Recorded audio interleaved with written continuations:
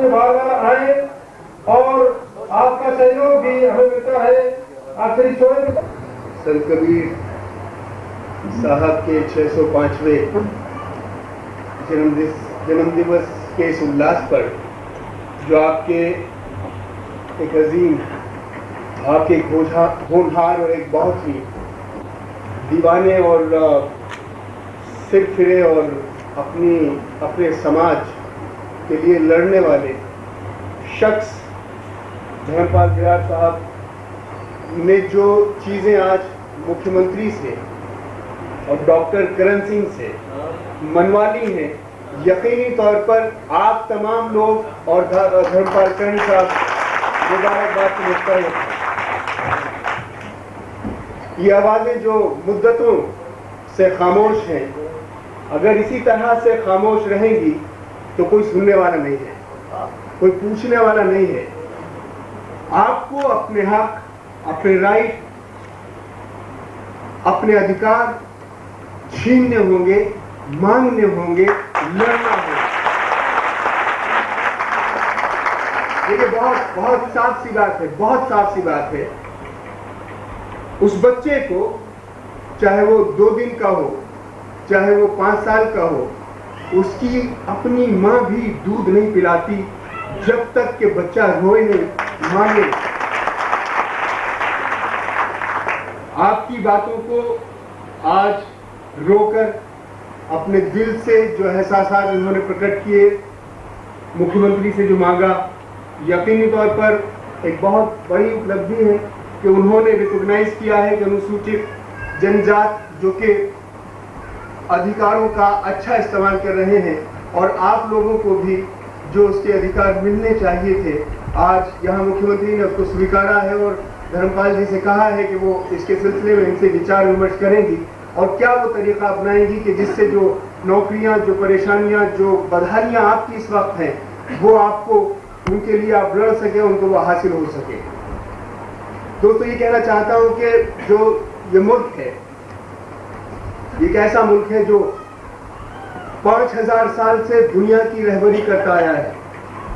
5000 साल से ये जमीन 5000 साल से तमाम दुनिया की सरपरस्ती करती आई है। इस जबान ने, इस जमीन ने जो जबान दी है उसका नाम है संस्कृत और ये दुनिया की सबसे पहली जबान है जो कि तमाम दुनिया में बिखर गई है। इस जबान से रोमन निकली है, जर्मन निकली है, चाइनीज निकली है और तमाम अंग्रेजी निकली है। तमाम जबानें हमारी इस माँ की देन है, हमारी इस जमीन की देन है। ये जमीन भगवान श्री राम की जमीन है, ये जमीन भगवान श्री कृष्ण की जमीन है, ये जमीन महावीर जैन की जमीन है, ये जमीन गौतम बुद्ध की जमीन है, ये जमीन कबीर संत की जमीन है, ये जमीन विक्रमादित्य की जमीन है, ये अकबर की जमीन है, ये अशोक की जमीन है, ये समुद्रगुप्त की जमीन है। इन लोगों के दौर में दुनिया हमारे आगे घुटने टेका करती थी। 5000 साल से दुनिया हमको बहुत, हमारी महिमा को, गरिमा को, हैसियत को, ताकत को, शक्ति को तस्लीम करती आई है। लेकिन पिछले 100, 150, 200 सालों से हमारी माँ की जो हैसियत है वो बिखरी हुई सी, टूटी हुई सी पड़ी है। क्योंकि हमारी हैसियत बिखरी हुई और टूटी हुई पड़ी है। 5000 साल से जो दुनिया की रहबरी करती हो, आज वो बिखरी हुई पड़ी है। ऐसा नहीं है कि हम दोबारा दुनिया में अपना वही मकाम, वही ताकत, वही अजमत, वही हैसियत हासिल नहीं कर सकते।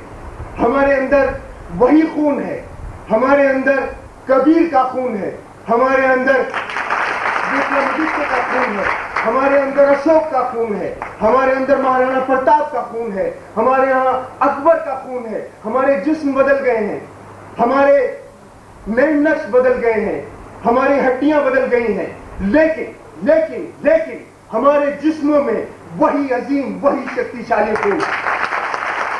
और फिर एक मर्तबा फिर हम अपनी दुनिया में अपनी माँ की, अपनी भारत माँ की साख को दोबारा हासिल कर सकते हैं। उसके लिए हमें लड़ना होगा, अपनी आवाज को बुलंद करना होगा, उसके लिए हमें अपने अधिकारों को छीनना होगा। और ये जो नेता हमारे वोटों का इस्तेमाल करके हमें गुमराह करते हैं उनको समझना होगा और अपने सही कर्मठ लोगों के पीछे हमको हाथ जोड़कर और उनके कंधे से कंधे मिलाकर चलना होगा। तभी हमारा देश तरक्की करेगा, तभी हमारा देश वही विकास हासिल करेगा। जय भारत माँ।